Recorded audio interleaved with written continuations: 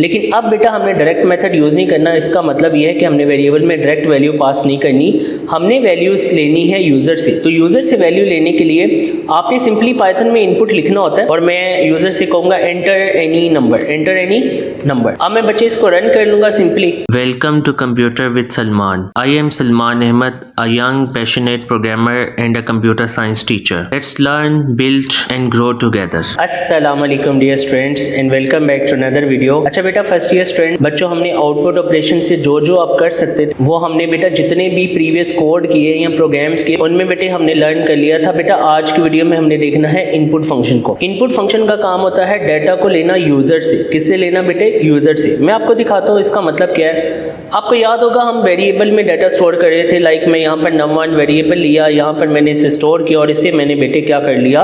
Print कर लिया। अब मैं इसको रन करूंगा सिंपली, तो ये आपको वैल्यू शो हो जाएगी। अब मैं बेटा जब भी इसको रन करूंगा आपको एक ही वैल्यू शो होगी और उसका नाम क्या है? 55। लेकिन अब बेटा हमने डायरेक्ट मेथड यूज नहीं करना। इसका मतलब ये है कि हमने वेरिएबल में डायरेक्ट वैल्यू पास नहीं करनी, हमने वैल्यूज लेनी है यूजर से। तो यूजर से वैल्यू लेने के लिए आपने सिंपली पाइथन में इनपुट लिखना होता है और मैं यूजर से कहूंगा enter any number, enter any number. अब मैं बच्चे इसको रन कर लूंगा सिंपली। अब ये पहले यूजर से वैल्यू लेगा। यूजर किसे कहते हैं? इस्तेमाल करने वाले को, मतलब हम क्या है? यूजर है। लेट्स से उसने 22 एंटर किया तो बेटा आप देख सकते हैं आपको 22 शो हो रहा है। अब मैं दोबारा इसको रन करता हूँ बच्चे। अब लेट्स सपोज इस दफ़ा मैं 55 या 555 एंटर कर लेता हूँ तो आपको वो शो हो जाएगा। तो बेटा डायरेक्ट मेथड में क्या होता है कि वेरिएबल के अंदर आप वैल्यू फिक्स कर देते हैं। यहाँ पर वैल्यू फिक्स नहीं है, यहाँ पर वैल्यू हर दफ़ा जब आप रन करेंगे तो आप वैल्यू किससे ले रहे हैं बेटा? यूज़र से ले रहे हैं। तो ये फ़र्क है बेटा डायरेक्ट मेथड में और इनडायरेक्ट मेथड में। ये इनडायरेक्ट मेथड है, मतलब इसमें आप डाटा किससे ले रहे हैं? यूज़र से। डायरेक्ट मेथड में आप क्या करते हैं? वैल्यूज़ को फिक्स कर देते हैं। लेकिन बच्चों आपका अभी स्टार्टअप है, आप बिगनर लेवल पे हैं, तो आपने एक चीज़ को प्रैक्टिस करना है। इवन आपकी बुक वाले भी वो नोटिस करेंगे, एग्जाम वाले भी नोटिस करेंगे। लेकिन पाइथन में आप उस चीज़ को ऐड करो ना करो कोई फ़र्क नहीं पड़ता, लेकिन कुछ सर्कमस्टांसेस होते हैं जहां पर आपको डेटा टाइप्स लिखनी पड़ती हैं। जैसे मैंने यहाँ पर इंट लिया है, आपको पता है बच्चे प्रीवियस वीडियो में हम डील कर चुके हैं। मैं बेसिकली इन डेटा टाइप्स की बात कर रहा हूँ। ये डेटा टाइप्स को बेटा प्रीवियस लेक्चर में मैं आपको एक्सप्लेन कर चुका हूँ। बेसिकली हम क्या कर रहे हैं बच्चे? हम इनपुट ले रहे हैं। तो इनपुट जब भी आपने लेनी है, अब जैसे मैंने आपसे कहा कि आप डायरेक्ट इनपुट ले सकते हैं, जैसे यहाँ पर इन्होंने मेंशन किया हुआ है। लेकिन अगर आप यहाँ पर आए हैं तो आगे इंट फ्लोट लिया हुआ है, तो आपने इसी प्रैक्टिस को फॉलो करना है। लेकिन पाइथन में बच्चे आपको डाटा टाइप बताने की ज़रूरत नहीं होती, लेकिन कुछ सर्कमस्टांसेस होते हैं जैसे मैंने पहले कहा, वहाँ पर फिर आपको डाटा टाइप बताना पड़ता है, वरना आपकी जो कैलकुलेशन है वो प्रॉपर परफॉर्म नहीं होती। अब बेटा ये काम वही करेगा। मैं इसको दोबारा रन कर देता हूँ। अब लेट्स से मैं एंटर कर देता हूँ 66, रन हो गया, दैट्स इट। लेट्स सपोज आपको पता है इंट में वैल्यूज आती हैं पॉइंट के बगैर। इसमें मैं पॉइंट वाली वैल्यू स्टोर करता हूँ, ये देखें एरर आ गया, क्योंकि आप इसके अंदर पॉइंट वाली वैल्यू स्टोर नहीं कर सकते। जो पॉइंट वाली वैल्यू स्टोर करनी है तो आपने लगाना है फ्लोट। क्या लगाना है बच्चे? फ्लोट। तो यहाँ पर अब मैं लेट्स सपोज 66.6 कर देता हूँ तो ये प्रिंट हो जाएगा। अब हाँ अलबत्ता आप फ्लोट के अंदर लेट्स सपोज मैं कोई इंटीजर वैल्यू पास करता हूँ जैसे 55, ये उसके साथ 0 शो कर देगा बाय डिफॉल्ट। अगली डाटा टाइप है स्ट्रिंग।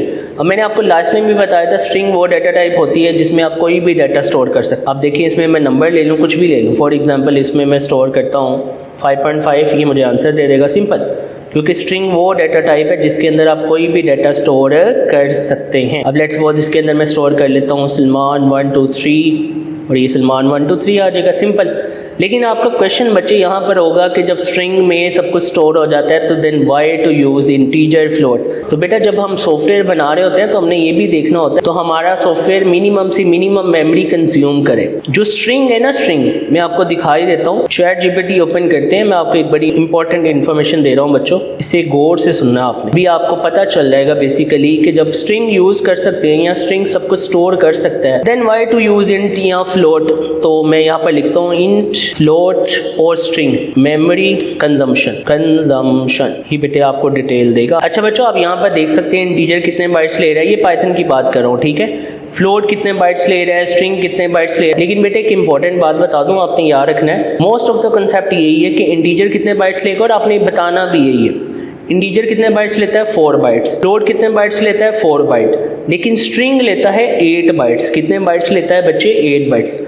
तो इसी वजह से ये रीज़न है कि जहाँ पर स्ट्रिंग की ज़रूरत है आपने वहाँ पर यूज़ करना है। आपने बिला वजह स्ट्रिंग को यूज़ नहीं करना। जो काम आपका बेटे इंटीजर में हो सकता है आपने उसको इंटीजर में ही करना है। जब आपका काम इंटीजर में हो सकता है वो 4 बाइट्स लेगा मेमोरी, आप उसको स्ट्रिंग में करेंगे तो वो 8 बाइट्स लेगा, तो इसका मतलब आपकी मेमोरी ज़्यादा कंज्यूम होगी। तो बेटे आपने इस चीज़ को भी मेक श्योर करना होता है। कभी आपने डाटा स्ट्रक्चर पढ़ी होगी 10 क्लास में, ये वही कॉन्सेप्ट है। इवन बच्चे, ये मैंने बच्चों को बताया भी था जिनके साथ मेरी बेसिकली फिजिकल क्लास होती रही है, क्योंकि वो भी ये वीडियो देख रहे हैं। तो बेटा उनको डाटा स्ट्रक्चर, ये सारा का सारा कंसेप्ट आपको कौन दे रहा होता है कि कौन सी डाटा टाइप कहाँ पर यूज़ करनी है, आपने बेसिकली कोडिंग के दौरान किन किन चीज़ों को फॉलो करना है, ये सारा कुछ आपको डाटा स्ट्रक्चर सिखा रहा होता है। आपने मेन कंसेप्ट बेटा यही याद रखना है कि इंटीजर 4 बाइट्स लेता है, फ्लोट 4 बाइट्स लेता है, स्ट्रिंग कितने बाइट्स लेता है बेटा 8 बाइट्स। अच्छा बेटे, इनकी जो मेमोरी कंजम्पशन होती है वो बेसिकली सॉफ्टवेयर पे मैटर करती है। कुछ सॉफ्टवेयर में ये ज़्यादा कंज्यूम कर सकते हैं और कुछ में कम, लेकिन बेटा जो इसका मेन कंसेप्ट है वो यही है जो मैंने आपको बता दिया कि इंटीजर 4 बाइट्स लेगा, फ्लोट 4 बाइट्स लेगा और स्ट्रिंग कितने बाइट्स लेता है, बेसिकली 8 बाइट्स लेता है। अच्छा, इंटीजर फ्लोट जब स्टार्टअप में थे ये 2 बाइट्स लेते थे, उसके बाद 4 लेना शुरू हुए हैं, लेकिन आजकल बेटा जितने भी सॉफ्टवेयर हैं वो 4 बाइट्स ही लेते हैं, तो 2 वाला कंसेप्ट तो खत्म हो गया ना।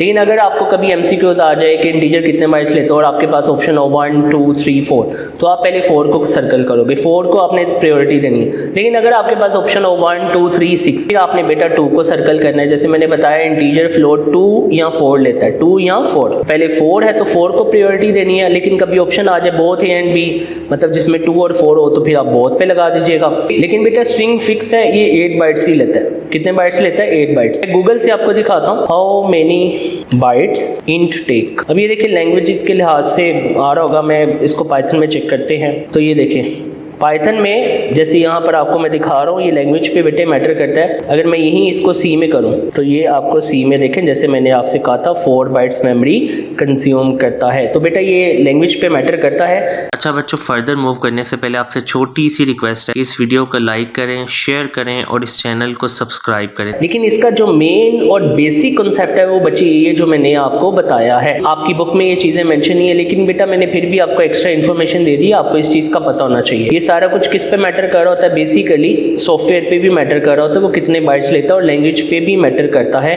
वो आपको मैंने बता दिया। होप सो बेटे अब आपको पता चल गया है कि स्ट्रिंग हम यूज़ तो कर सकते हैं हर जगह, लेकिन स्ट्रिंग क्यों यूज़ नहीं करना वो भी मैंने आपको बता दिया। तो बेटे आपको ये भी मेथड पता चल गया। बेटे प्रीवियस वीडियोस में तो हमने लर्न कर लिया था कि वेरिएबल के अंदर कैसे डाटा स्टोर करना है, कैसे प्रिंट करना है। तो बेटे आज की वीडियो में आपने ये भी लर्न कर लिया, अगर आपने डाटा यूज़र से लेना है तो वो आपने कैसे लेना है। उसमें हमने फ्लोट का भी देख लिया, स्ट्रिंग का भी देख लिया, उसके बाद हमने बेटा इंटीजर डाटा को भी देख लिया। और ये एग्जाम्पल बच्चे आपकी बुक में मेंशन है, यहाँ पर आप देख सकते हैं। यहाँ पर बेसिकली वो एज ले रहा है यूज़र से, ये वही चीज़ें हैं। और ये बच्चे आपको ऑलरेडी पता है, ये सारी लेबलिंग है, ये हम ऑलरेडी प्रीवियस वीडियोस में करके आ चुके हैं। आप यहाँ पर भी लेबल कर सकते हैं। लेट से मैं यहाँ पर लेबल कर देता हूँ, you entered ENTERED, enter the number, that's it, मैंने लेबल कर दिया। यहाँ पर भी हम कॉलन लगा देते हैं। अब लेट्स सपोज मैं नंबर एंटर करता हूँ 66, तो बेटे आप देख सकते हैं अब आपको साथ लेबलिंग दिखाई दे रही है, सिमिलर आपकी बुक की तरह। होप सो बेटे, क्योंकि लेबलिंग को हमने बहुत अच्छे तरीके से प्रीवियस वीडियोस में कवर किया है और इसको मैं बार बार रिपीट भी करता रहूँ, तो होप सो बेटे आपको कोई प्रॉब्लम नहीं होगी लेबलिंग में। सो बेटा that was our today video. अल्लाह हाफिज। Thanks for watching students and kindly don't forget to subscribe.